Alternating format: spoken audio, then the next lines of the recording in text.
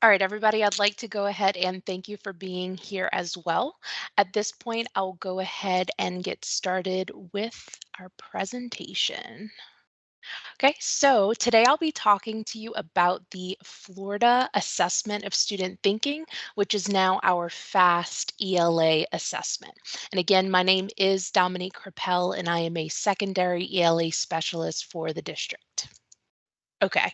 All right. So I'll go ahead and start that again. I apologize, guys. But today's presentation is going to be on the FAST, which is the Florida Assessment of Student Thinking for ELA. All right, so as far as our agenda, I'm going to go ahead and start by giving you a very brief overview of the differences between the FSA and the new FAST assessment. And then I'll talk about some of the differences between the FAST reading and the FAST writing, some things to know. So again, this is just a very brief overview of the changes. I'll talk about some of these items in a little bit more detail as we move through the presentation.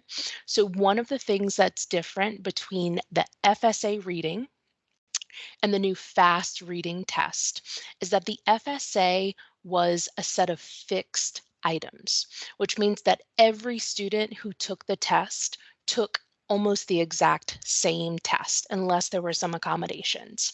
The new FAST assessment is adaptive, which means it adjusts based on the test taker's responses. Another difference is that the FSA was taken in 2 sessions over 2 days, each of them being anywhere from 85 to 90 minutes. Whereas now the FAST is going to be taken in 1 session on 1 day. Now the time is a little bit longer at 120 minutes, but we'll talk about why in a few minutes.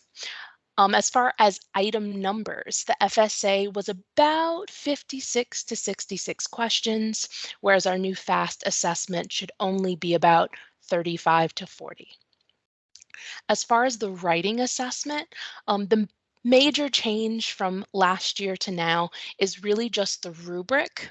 So the convention section, which is where your student gets points for their grammar, their spelling, their punctuation, that is now worth 4 points instead of 2.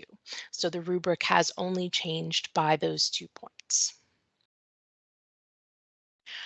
Now, we have taken some PM assessments, which are progress monitoring assessments, in order to prepare students for what they'll see on the FAST. The first PM has already been taken. That was taken at the very beginning of the year between August and September, just to give us some baseline data of where students are at. The students have also taken PM2, which was given around winter break, either right before it or right after it, so that we can track their growth. So again, PM1 was just that baseline. PM2 is to see how they are now growing.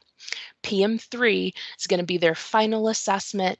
That's going to happen in May. And this is where we're looking to see mastery. So how well have they understood and mastered the skills for their particular grade level? I do want to note there's an asterisk here at the bottom that for 10th graders, a passing score of a 350 is necessary in order to graduate. So that's something just to be mindful of if you do have a 10th grader. Now, the state did release a blueprint for this reading test so that we have a little bit of information about which types of questions students will see. If you look at our first category, it focuses on fiction, and that makes up about a fourth of the test. The next category, reading informational, is going to be your nonfiction, which also takes up about a fourth of the test. Then that last category is reading across genres and vocabulary. So their ability to understand figurative language, no matter what kind of text it's coming from, understanding how words are used in certain situations. One standard that is new for students this year is understanding rhetoric. if you have students who are in high school, they may have seen this standard before, but it is new for our middle school students and our middle school teachers. So rhetoric is all about the ways that an author either gets their message across or tries to persuade. That's one that we're seeing that students need more support with, and so that's one that your teachers will probably be focusing on as we move into testing season. Now, earlier I mentioned that the test is adaptive.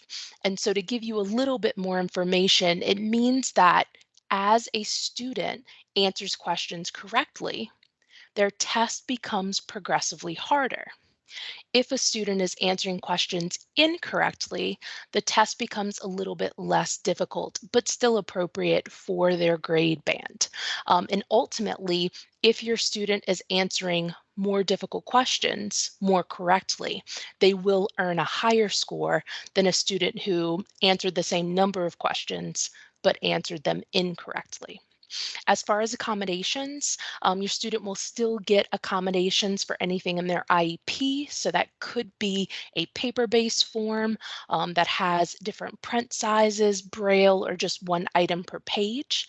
It could also mean using the computer-based technology like masking or text-to-speech.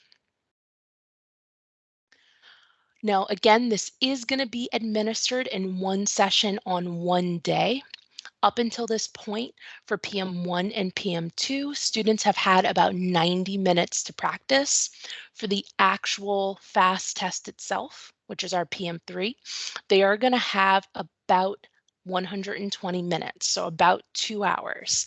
However, if they still need time past that 2 hours, they will get additional time. The only stipulation is that they must finish within one day.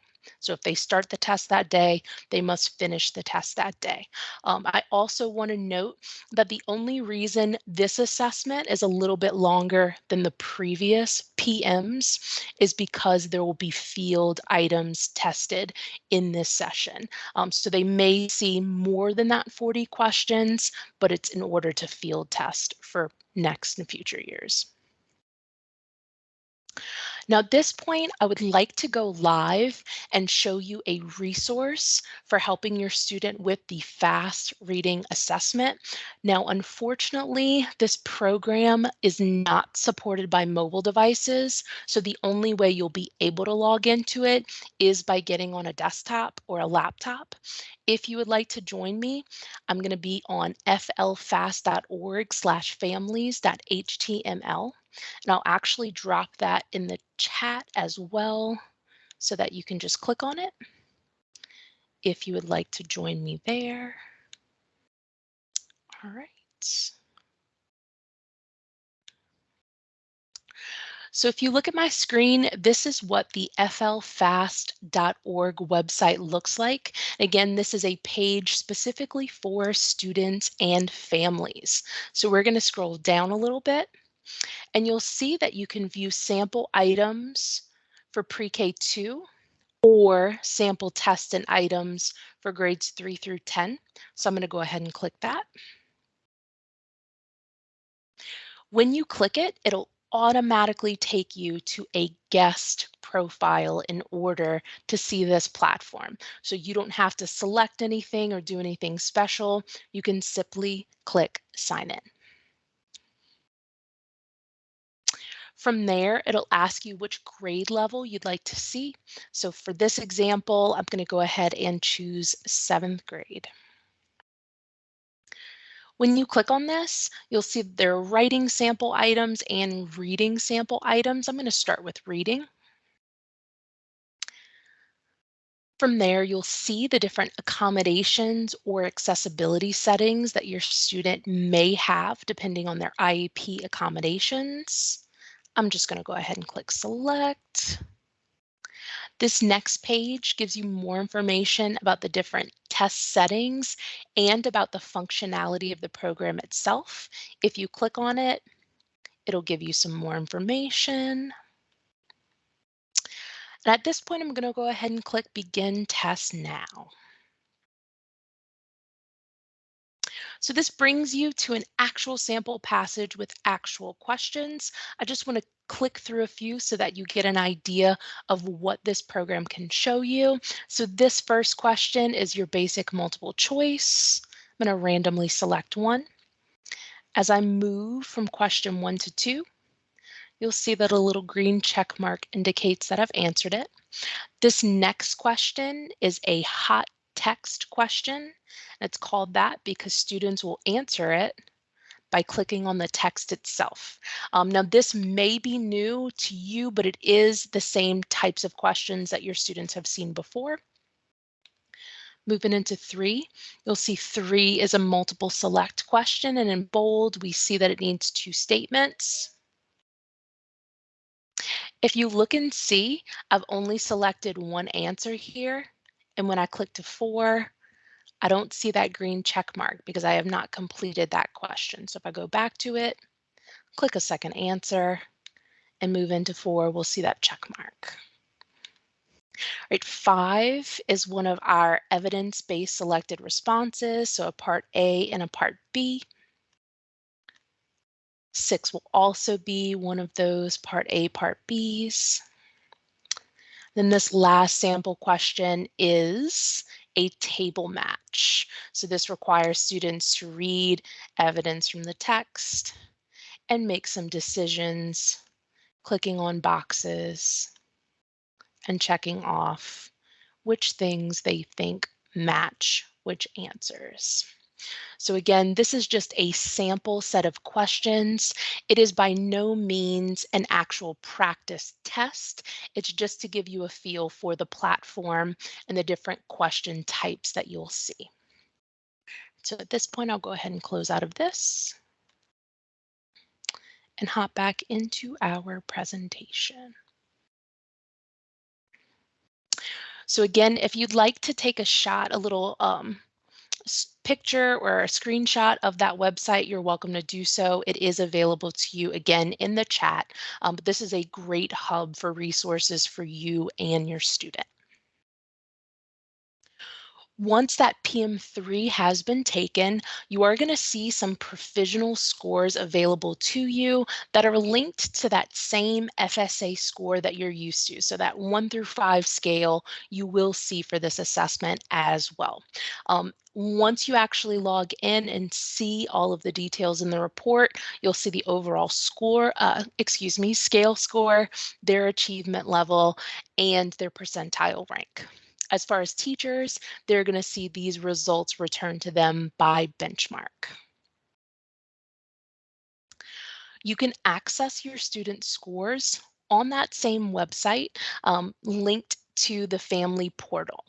So on that same website, if you scroll down just a little bit further, you'll see that the family portal is one of your options under resources for students and families.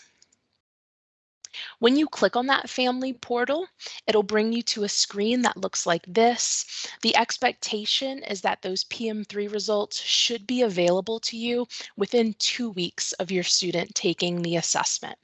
As far as logging in and seeing the score, you will need a 6-digit access code, which is available from your school, your student's date of birth, and their first name.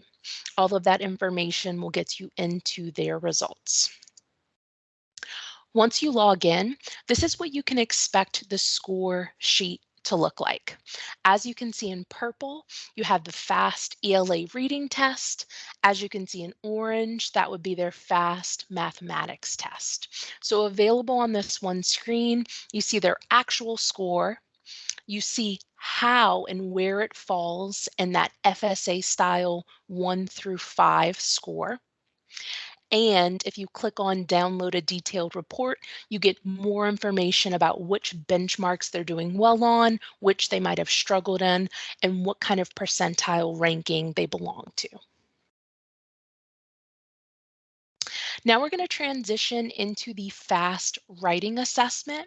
Only 50% of secondary schools are going to be field testing this year, but 100% of schools will be taking it next school year. So if your school is one of those 50%, they will be taking it in April, so actually ahead of that reading assessment. It's also 120 minutes. It is computer based, but if your student has IEP accommodations, then there is also a paper option. It is going to be based on a text, so a text-based prompt where students are reading a passage or a few passages and then answering a specific question. As of right now, the two different types of questions that they might see are either argumentative or expository, but they will be adding narrative as a third option in the years to come. Again, this is going to be done on a 12-point writing rubric, with that only change being that conventions is now worth 4 full points instead of just 2 points. And then you will see the score, if your student takes the assessment, reported separately from their reading score. So it will not be a combination, it will be a separate assessment that they see and take. And again, the state has given us a blueprint for what to expect on that writing assessment. Again, one of two different types of prompts, either argumentative or expository. One of the heavy hitters here is their ability to accurately cite evidence, to paraphrase and summarize from the text, to possibly understand figurative language or use figurative language in their piece, using really strong academic word choice, some of those same skills that we have seen in previous assessments. So again, if you would like to see resources for the writing test, you would go to that same website. Again, click on Take a Sample Test. Again, sign in as a guest. I'm going to go ahead and click 7th grade writing. Again, we see what accommodations, are available to students. They are slightly different for this assessment. I'll click select. Again, you can get a little bit of a guide or overview on the test settings and that help guide for the functionality of the program. I'm going to go ahead and click begin test now. And then you'll see there are passages. And then along with those passages, here we have an argumentative essay prompt. So it gives them the prompt, a little bit about what is expected in their response, and then space for them to draft that response. Okay, so again, that flfast.org/families.html. Here is where we looked at the sample test. A little bit lower is how we would log into that family portal. So again, your school would give you this information. This would be based on your student. This would be based on your student.